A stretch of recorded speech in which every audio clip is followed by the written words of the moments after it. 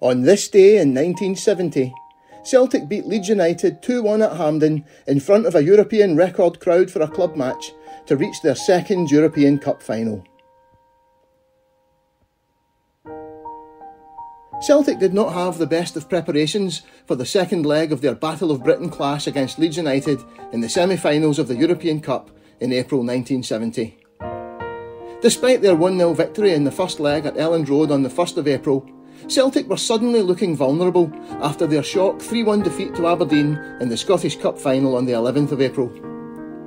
The match hinged on some extraordinary decisions by the notorious R.H. Davidson Airdrie, leading to a heated confrontation with an apoplectic Jock Stein in the aftermath.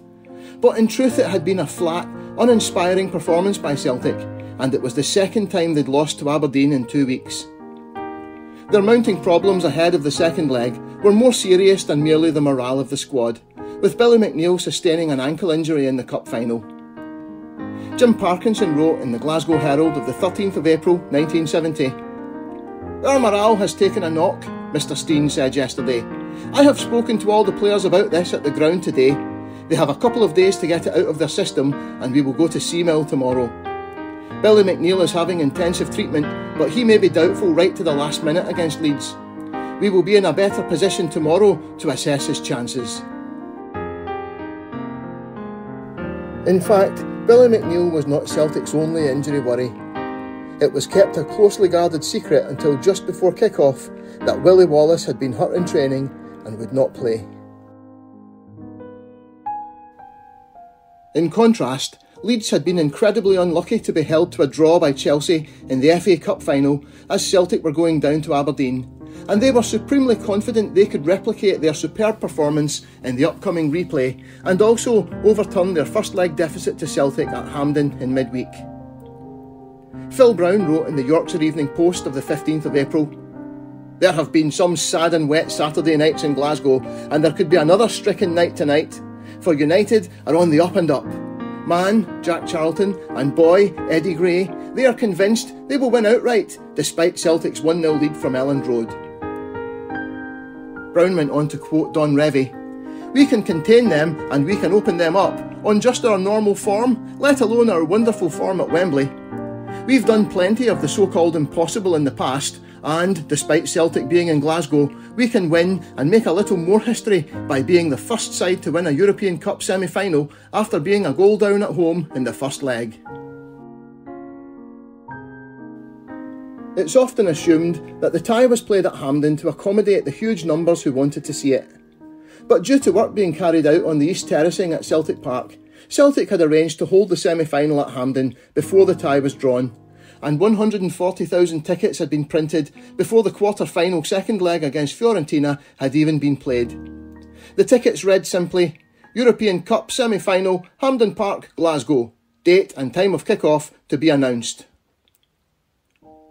Once Celtic were paired with Leeds United, there was no doubt a mammoth crowd would be in attendance, and it turned out to be an incredible 136,505, a European record for a club match, and one that is highly unlikely to ever be beaten. Leeds suffered a huge injury blow 24 hours after the first leg at Elland Road, when Paul Reaney, on the verge of an England call-up, suffered a broken leg in a league match against West Ham in London. Their consummate all-rounder Paul Madeley replaced him at right-back, and the fearsome Norman Hunter returned from injury to partner Jack Charlton in central defence.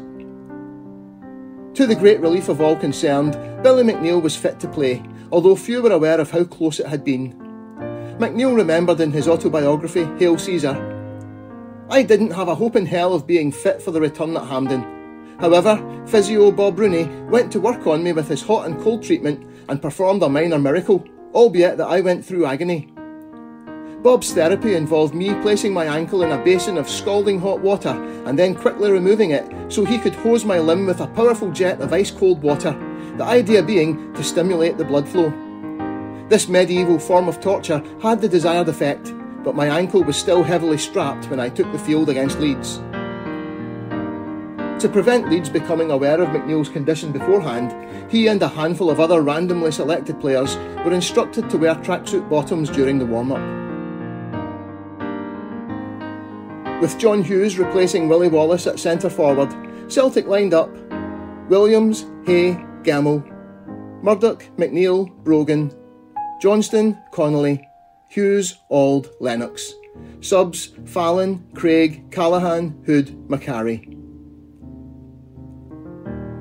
In a frenzied atmosphere, Celtic attacked from the start and forced 6 corners in the opening 8 minutes. Geoffrey Green wrote of Leeds in the Times of the 16th of April 1970. They survived a most fearsome onslaught by Celtic for nearly the whole of those opening 45 minutes. They were back on their heels as Murdoch, Connolly and Auld dominated midfield, denying any mastery by Bremner and Giles, and came through some desperate moments, especially when first Madeley and then Cooper kicked scoring shots off the line.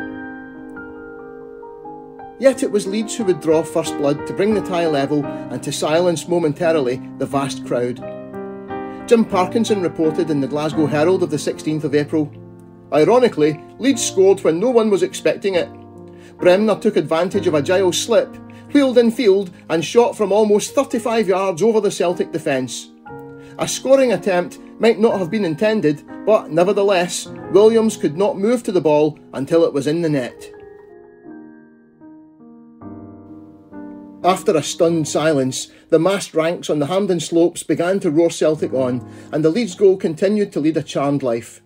Geoffrey Green wrote, "It was a Bobby Charlton thunderbolt of his heydays, and there, by that slender thread, Leeds held on to the interval with the whole tie itself delicately balanced on an aggregate score of 1-1. But truth to tell, the Yorkshiremen were indeed lucky to be so placed. Minute after minute, the Celtic storm beat around their ears." Having battered at Leeds' door for so long in the first period, it took Celtic only 3 second-half minutes to smash it down. Geoffrey Green reported, "Almost straight from the restart, Hay pushed a short corner on the right to Auld, and as his left foot cross swung inwards, there was the tall, powerful Hughes to head Celtic level and put them 2-1 ahead on aggregate.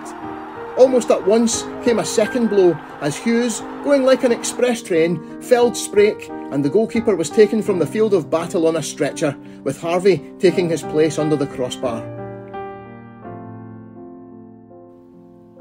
The decision to play Hughes at centre forward proved to be an inspired one, giving Jack Charlton a torrid time. Jim Parkinson writing, "The replacement was a gem of pre-match planning because it not only upset Charlton but adversely affected Leeds' regimented defence. Hughes snatched a brilliant equalising goal after half-time, a richly deserved reward for all the effort he and the other forwards had shown." Before Scotland international keeper David Harvey had time to settle as Sprake's replacement, Celtic surged further ahead. Geoffrey Green wrote, "Hardly had Harvey arrived, there was little Johnston, as always as elusive and as annoying to Leeds as some wasp at a picnic, to worm his way brilliantly down the right, push a diagonal pass inwards for Murdoch coming up full steam to crash in goal number 2. That was 3-1 ahead for Celtic, and for all Leeds' brave efforts to pull something back before the finish, it was beyond their power." Celtic's breathtaking victory over Leeds won the admiration of even the English press. "Brilliant Celtic crush Leeds" was the headline in the Daily Express, which went on to write, "Britain couldn't have a team of greater splendour to represent them than Celtic."